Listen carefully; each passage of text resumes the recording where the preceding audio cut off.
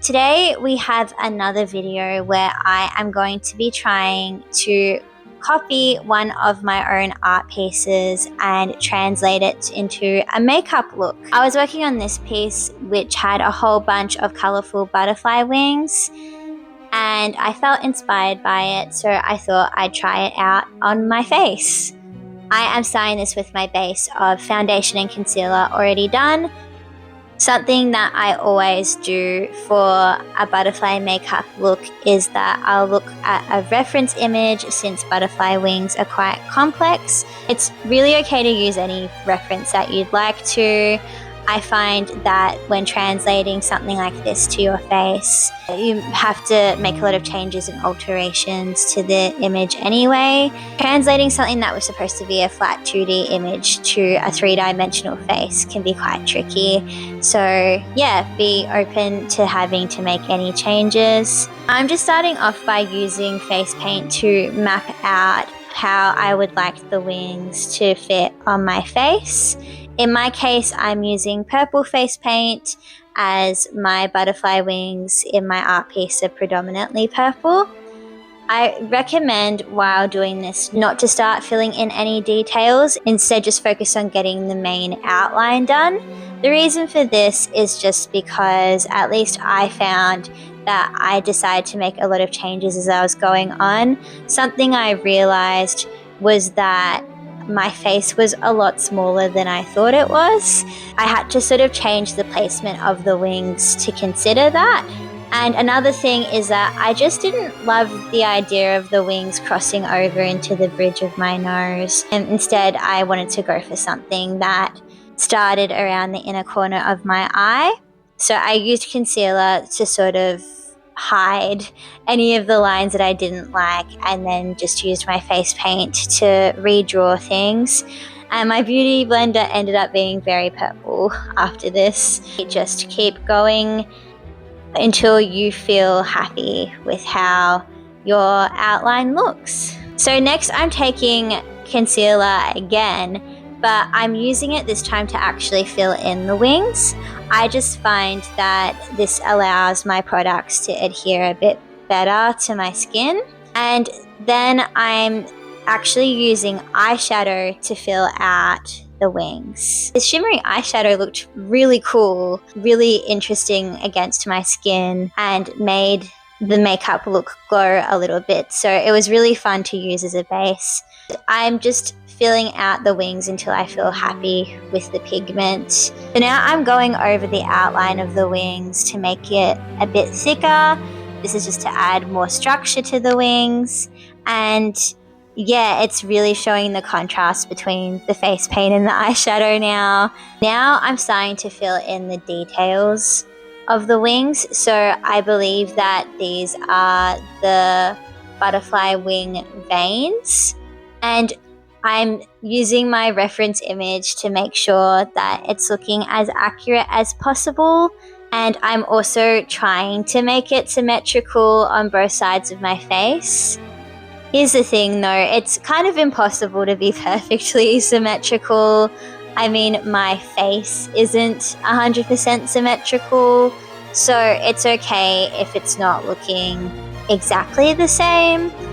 It's just about making sure that it looks good. So just keep going until you feel like it looks good.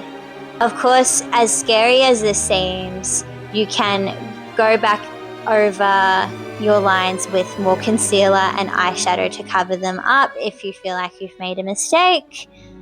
I find it's good to start with a pretty light hand, and then you can go over these later, just like we did with the outline, once you're happy with them.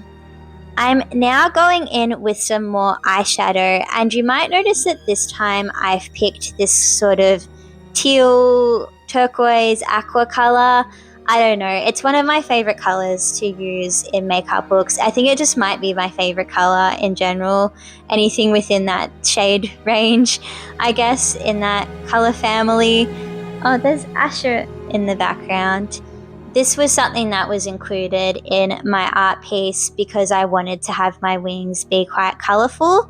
And basically the idea behind this is that I'm looking at my reference image. I've picked a pretty light colour, yellow, as my base colour. And now I'm looking at the sort of darker shaded parts of the original reference image. And basically I'm using this teal color to represent the more medium to darker shades in the wings. I also really love how this more powdery eyeshadow contrasts with the shimmery yellow eyeshadow.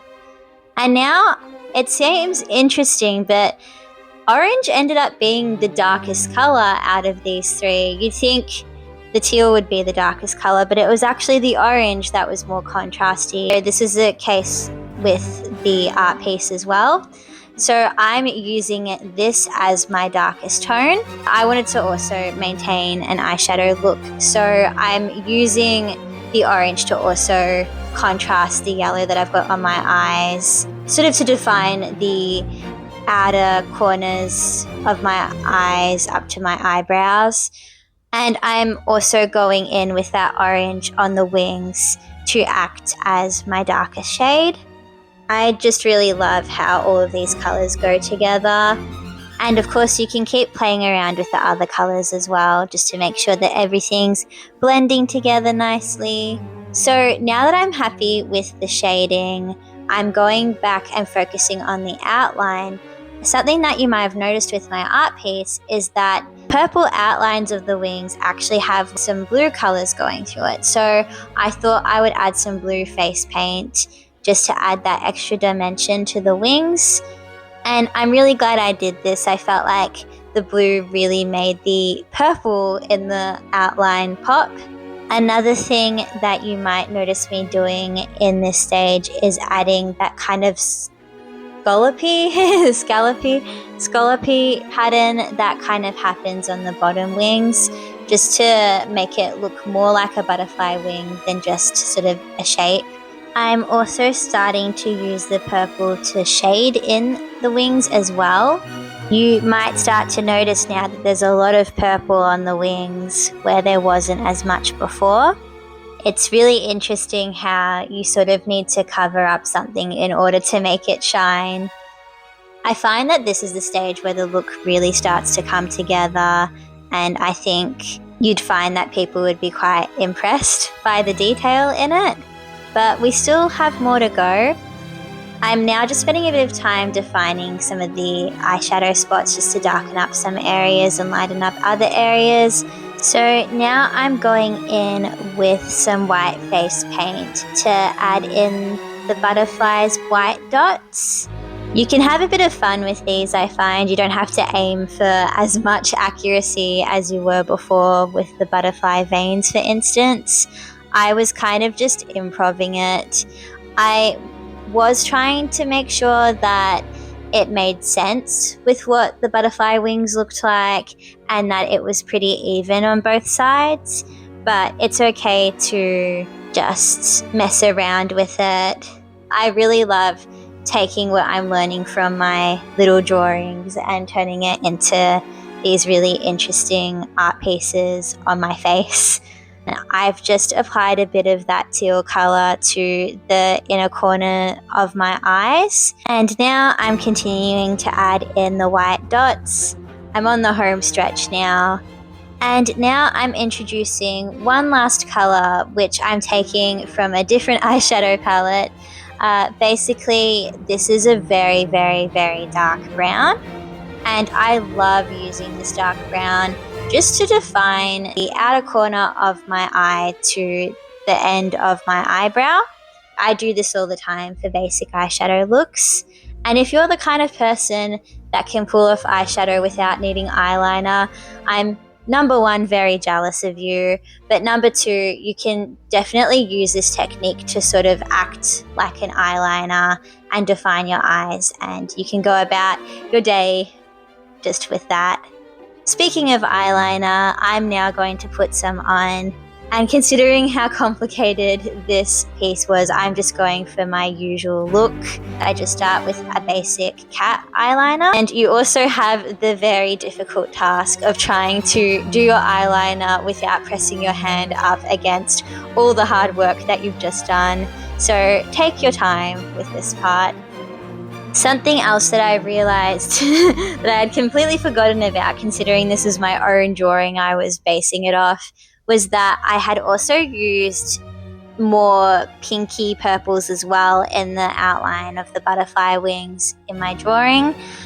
So I'm just adding in more of this magenta color into the wings. Because I'm extra, I actually have more to my eyeliner look than it just being a cat. So I do a half line on the bottom line of my eyes, and then I also do a second wing, except this one points down a bit more, and I like to call these butterfly wings. And I also add in my dots at the bottom of my eyes, but you definitely don't have to do this. And now I'm adding in yet another color, now from another different eyeshadow palette.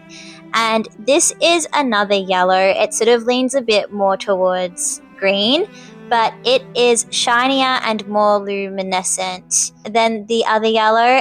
So I thought that by adding this in, it would make my eyelids stand out a bit more and add more of a shine.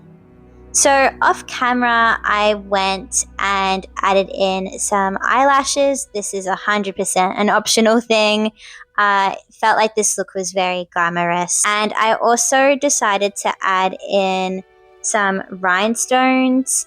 I'm very much inspired by Zara Larsson and her makeup looks by her makeup artist. Now we are moving on to lips. I'm just using this burgundy or maroon colored lip liner to line my lips. And for the lipstick, I'm just putting on this pink lipstick. It is shiny on the bottom lip and it is matte on the top lip, which I think is really cool. And that's the final makeup look. It's a lot of product. It's also a lot of time. I have about an hour and 45 minutes worth of footage of me trying to put this together. I've tried out a lot of different butterfly makeup looks, and this one has got to be the most extravagant out of all of them. If you'd like to see what a more subtle version of this can look like, please check out these videos. If you decide to try this makeup look, I would love to see it. Feel free to tag me in any of your posts. Thank you for watching, and I hope you enjoyed watching me put this all together.